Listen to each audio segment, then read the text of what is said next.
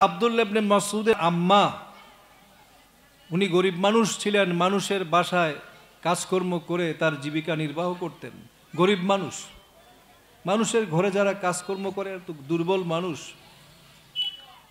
ঘটনাটা ভালো করে শুনবেন। আল্লাহর রসুল তাদেরকে মদিনায় বনু জাহরা নামে এক গোত্র ছিল, বনু জাহরা খুব অভিজাত একটা গোত্র। তাদের খেজুর বাগান এবং ভবনের মাঝখানে একটা প্লট ওই গরিব পরিবারটাকে দান করলেন যে তোমরা এখানে ঘর বাড়ি তৈরি করে থাকো। ওই যে বললাম একজন মানুষের 10 তলা বিল্ডিং থাকবে, আরেকজন রাস্তায় থাকবে, এই বৈষম্য ইসলাম বরদাস্ত করতে পারে না। আল্লাহর নবী একটা প্লট তাকে বরাদ্দ করলেন। তো বনু জাহরার গোত্র, ওরা ছিল খুব অভিজাত মানুষ, অ্যারিস্টোক্রেটিক পিপল। তারা বলল কি জানেন, যে আপনি প্লট দিছেন ভালো কথা, কিন্তু এমন একটা জায়গা আমাদের বসতবাটি এবং খেজুর বাগানের মাঝখানে একটা গুরুত্বপূর্ণ জায়গা, এখানে দিলেন নাক্কা বা আন্না, এই মহিলাকে আমাদের থেকে দূরে রাখেন। দেখছেন, একটা দুর্বল মানুষ একটা ঘর বাড়ি বানায় থাকবে তাদের এলাকায়, এটা তারা সহ্য করতে পারল না। এইবার আল্লাহর নবী জনাবে মুহাম্মদুর রাসূলুল্লাহ সাল্লাল্লাহু আলাইহি ওয়াসাল্লাম, মানবতার বন্ধু, মানবতার মুক্তির দিশারি, কি বলে দেখেন। হুজুর বলেন ফালিমা আম বাআসানি আল্লাহু ইজান। উলামায়ে কেরামের দৃষ্টি আকর্ষণ করতে চাই, এই হাদিসগুলোর আলোচনা দরকার, আমরা কিন্তু কোনোদিন করি নাই। ফালিমা আম বাআসানি আল্লাহু ইজান, তোমাদের বসতবাটি আর খেজুর বাগানের মাঝখানে একটা জায়গা করে একটা গরিব মানুষ থাকবে বাসাবাড়ি করে, এটা সহ্য করতে পারলা না, তাহলে আল্লাহ আমাকে আর কেন পাঠাইলেন? আল্লাহু আকবার বলেন। আল্লাহ আমাকে কেন পাঠাইলেন? লিয়াকুমান নাসু বিল কিসত, মানুষ ন্যায়ের সঙ্গে বসবাস করবে, সে অধিকার তুমি দিতে পারলা না তাকে, তাহলে আল্লাহ আমাকে আর কেন পাঠাইলেন?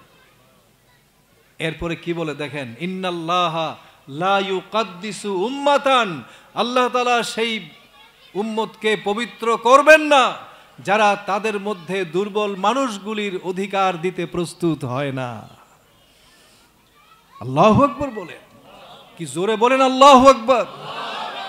দেখেন মানবতার বন্ধু কি বলে। আমি এখানে দিনদার মানুষ যারা আছেন, যারা মানুষের মুক্তির জন্য কাজ করেন, তাদের বলি যে তোমরা তন্ত্র মন্ত্রের দিকে ঘুরে লাভ নাই, তোমরা ইসলামের মধ্যে আইসা পড়ো, ঠিক কি না? ইসলাম মানুষের মানবাধিকারকে এভাবে নিশ্চিত করতে সক্ষম। জনাবে মুহাম্মদুর রাসূলুল্লাহ সাল্লাল্লাহু আলাইহি সাল্লামের আদর্শই পারে মানবতাকে মুক্তি দিতে, ঠিক কি না বলেন? আল্লাহ নবী বলেন, একটা গরিব মানুষ একটা অভিজাত এলাকার মধ্যে একটা ঘর করে থাকতে পারবে না, তাহলে আল্লাহ আমাকে কেন পাঠালেন?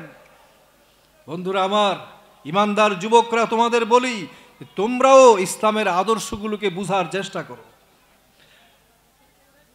ইন্নাল্লাহা লা ইউকাদ্দিসু উম্মাতান লা ইউখাযু লিয-যায়ীফি ফীহিম হাক্কাহু, তাদের মধ্যে দুর্বল মানুষ যারা ওদের হকটা দিতে রাজি না, এই উম্মতকে আল্লাহ পাক পবিত্র করবেন না হাসরের মাঠে।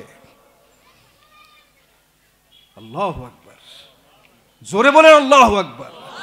ভাইরা আমার, এই জন্য বলি ইসলামটাকে, ইসলামী সমাজ ব্যবস্থা, ইসলামী শাসন ব্যবস্থাকে বোঝা দরকার।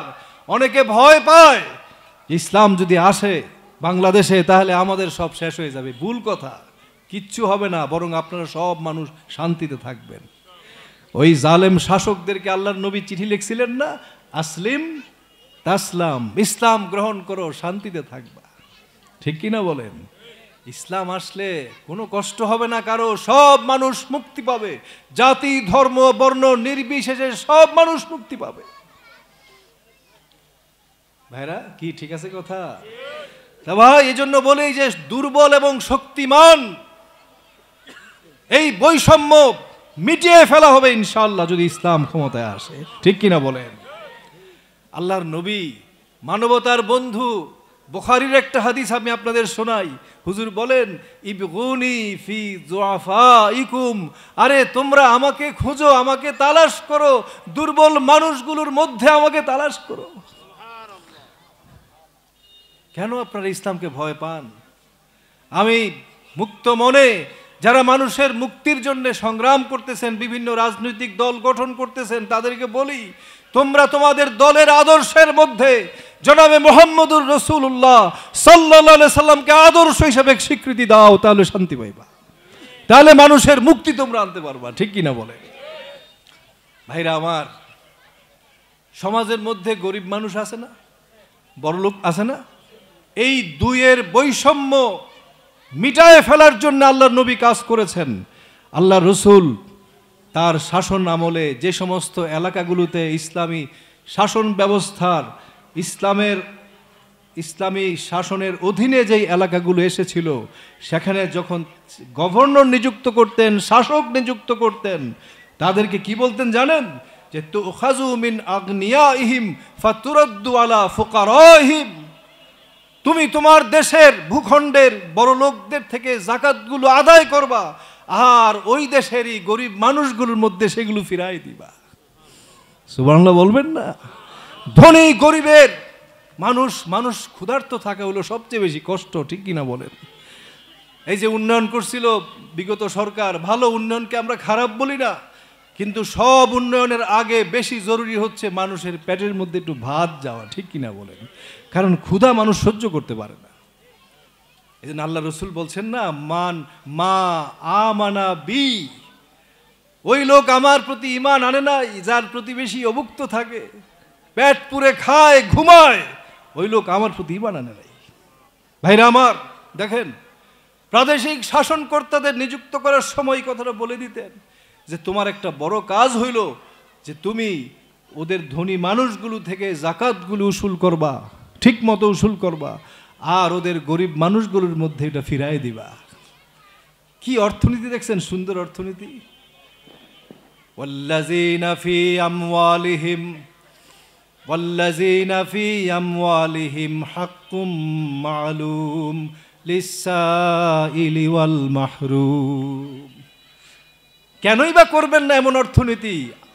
যেই কিতাব তার উপরে নাজিল করা হয়েছিল, সেই কিতাবের মধ্যে এই কথাটা আসছে যে জাতির বড় লোক যারা, তাদের ধন সম্পদের মধ্যে বঞ্চিত অভাবী মানুষের সুস্পষ্ট অধিকার আছে। ঠিক কিনা বলেন?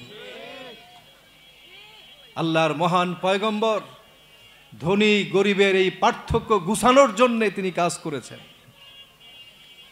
ভাইরা আমার, আরেকটা শ্রেণী আছে শাসক এবং শাসিত। এই যে আপনারা যারা বসে আছেন, আমরা হলাম শাসিত। ঠিক কিনা? রুলড, একটা হচ্ছে রুলার, আচ্ছা রুলড। এই দুয়ের মধ্যে দেখবেন বিরাট বৈষম্য। শাসকরা যখন ঢাকার রাস্তা দিয়ে যায়, দেখবেন কত দামিগুলো গাড়ি চলতে থাকে, ঠিক না? আর গরিব মানুষ, মেহনতি মানুষ দাঁড়ায়া থাকে, দেখে, চোখের পানি ফেলে, হায় রে, ঘরে খাবার নাই, পরনের কাপড় নাই, আর রাস্তা দিয়ে ট্রাফিক সিগন্যাল দিয়ে সব গাড়ি যাইতেছে একের পর এক। দেখেন না আপনার এই দৃশ্য? শাসক শাসিতের বৈষম্য সবচেয়ে পুরাতন ইতিহাস পৃথিবীর। শাসকরা যখন যায়, দেখবেন কি অবস্থা, তাদের যে ঘরবাড়ি, তাদের যে সুরম্য প্রাসাদ, তাদের যে স্বেচ্ছাচারিতা, সেগুলো ইতিহাসের অংশ। আল্লাহ তাআলা একটা আয়াতের মধ্যে সুন্দর বলেছেন, কাম তারাকু মিন জান্নাতি ওয়া উয়ুন ওয়া যুরু'i ওয়া মাকামিন কারীম ওয়া নি'মাতিন কানু ফিহা ফাকিহিন কাযালিকা ওয়া আওরাসনাহা কওমান আখারিন ফামা বাকাত আলাইহিমুস সামাউ ওয়াল আনহারু ওয়া মা কানু মুনজারিন। ওই জালেম শাসকরা, তাদের যখন পতন হয়ে গেল, তখন তারা রেখে গেল কত শস্য ক্ষেত্র, খামার, কত বাগ বাগিচা, কত সুরম্য প্রাসাদ, কত ঝর্ণা ধারা। হ্যাঁ, ঠিক কিনা বলেন? যাওয়ার সময় নাই, খাওয়ার সময় নাই, কত কিছু রেখে গেল। তারপর আমি আরেক দলকে সেগুলোর মালিক বানিয়ে দিলাম। আর আসমান এবং ফামা বাকাত আলাইহিমুস সামাউ ওয়াল আনহার, আসমান এবং জমিনের কেউ তাদের জন্য একটু কানলো না, ঠিক কিনা বলেন? এই জালেমরা, আর জালেম তোদের কাছে মানুষ এসে আশ্রয় নিবে, নির্যাতিত মানুষ আশ্রয় চাইবে, ইয়াভি ইলাইহি, মজলুম মানুষগুলো আশ্রয় খুঁজবে তোদের কাছে, আর তোরা মানুষের উপরে জুলুম নিপীড়ন করে তাদের জীবনকে দুঃসহ করে তুলস, ঠিক কিনা বলেন? ভাইরা আমার, এই যে বৈষম্য, শাসক শাসিতের মধ্যে বৈষম্য, আলোচনাটা ভালো করে শুনবেন ভাইরা আমার। আমার ধারণা, আপনার মনে কষ্ট নিয়েন না, এই আলোচনা কোনোদিন শোনেন নাই, ঠিক কিনা বলেন? কারণ এগুলো মানুষ বলে না। ভাইরা আমার কথা শুনেন, শাসক শাসিতের যে বৈষম্য এক আইন করে আল্লাহর নবী খতম করে দিয়েছেন, সে হাদিসটা আমি আপনাদের শোনাই। মান কানা লানা আমিলান, হুজুর বলেছেন যে আমার রাষ্ট্রের যে কোনো শাসনকর্তা হবে, ফাল ইয়াকতাসিব জাওজাতান, সে একজন স্ত্রীর খরচ পাবে। যদিও শরীয়তে একাধিক বিবাহ বৈধ, কিন্তু একাধিক স্ত্রীর খরচ সে পাবে না, ভালো করে জেনে নেন। ভাইরা আমার কি বলে দেখেন, উলামায়ে কেরামের দৃষ্টি আকর্ষণ করতে চাই। মান কানা লানা আমিলান, যে আমাদের রাষ্ট্রের কোনো প্রশাসক নিযুক্ত হবে, এক নম্বর সে কি পাবে রাষ্ট্র থেকে? ফাল ইয়াকতাসিব জাওজাতান, সে একজন স্ত্রীর খরচ পাবে, এক নাম্বার। দুই নাম্বার, ওয়ালাম ইয়াকুল্লাহু খাদেমুন, তার যদি কোনো খাদেম না থাকে, ফাল ইয়াকতাসিব খাদেমান, একটা খাদেম সে পাবে। ওয়ালাম ইয়াকুল্লাহু মাসকানুন, তার যদি ঘর বাড়ি না থাকে, তাহলে রাষ্ট্র থেকে একটা ঘর সে পাবে। ফামানিত্তাখাযা গায়রা যালিকা, এর বেশি যে গ্রহণ করবে তাকে চোর অথবা আত্মসাৎকারী হিসেবে সাব্যস্ত করা হবে, ঠিক কিনা বলেন? এক আইন করে দুর্নীতি স্বেচ্ছাচারিতার সব পথ বন্ধ করে দিয়েছেন, ঠিক কিনা বলেন? কি কথা বুঝেন না? শাসক জনগণের, একটা সাধারণ মানুষের যে জীবন যাত্রা হবে, এর বেশি একজন শাসক পাবে না। এইভাবে শাসক শাসিতের বৈষম্যকে খতম করে দিয়েছেন। সুবহানাল্লাহ। হযরত মুআয ইবনে জাবাল রাদিয়াল্লাহু তাআলা আনহুকে ইয়েমেনের গভর্নর নিযুক্ত করার সময় আল্লাহর রাসূল বলেন, হে মুআয, তুমি শোনো, ইয়াকা ওয়াত্তানাউম, তুমি বিলাসিতা করতে পারবে না। তুমি তো শাসক হয়ে যাচ্ছ, এখন অনেক সুযোগ তোমার, এই সুযোগ তোমাকে দেয়া হবে না। ফাইন্না ইবাদাল্লাহি লাইসু বিল মুতানাইমিন, আল্লাহর খাস বান্দারা বিলাসী হয় না, বিলাসিতা করতে পারবে না। মানুষের সেবা করবা, বিলাসিতার সুযোগ নাই, ঠিক কিনা বলেন? শাসকদের আরেক বৈশিষ্ট্য হইল কি জানেন? নিজেরা আইন বানায়, নিজেরা আইন বানায়, নিজেদের কথাই আইন হয়ে যায়। হযরত মুআযকে বললেন, হে মুআয, তোমার সামনে যখন মামলাগুলো আসবে, কাইফা তাকদি ইজা আরাদা আলাইকা কাদাউন, যখন মামলাগুলো আসবে সেগুলোর নিষ্পত্তি কেমনে করবা বলো দেখি। আল্লাহর নবীর সাহাবী তো হুজুরের প্রশিক্ষণ প্রাপ্ত, আর হযরত মুআয ছিলেন অত্যন্ত উঁচু মানের একজন ফকিহ সাহাবী। উনি বললেন, আমি বিকিতাবিল্লাহ, আমি আল্লাহর কিতাব দিয়ে সব মামলাগুলো নিষ্পত্তি করব। সুবহানাল্লাহ বলেন। দেখেন, শাসকদের স্বেচ্ছাচারিতার পথ এইভাবেও বন্ধ করে দিলেন। তুমি নিজে কোনো ফয়সালা দিবা না, আগে আগে দেখবা আল্লাহর কিতাবের মধ্যে আছে কিনা, তারপরে দেখবা আমার সুন্নাহর মধ্যে আছে কিনা, তারপরে পরামর্শ করে তুমি নিজে সিদ্ধান্ত নিতে পারবা। সুবহানাল্লাহ। শাসকদের স্বৈরাচারীর রাস্তা, স্বেচ্ছাচারিতার রাস্তা ইসলাম এভাবে বন্ধ করে দিয়েছে। আল্লাহু আকবার বলেন।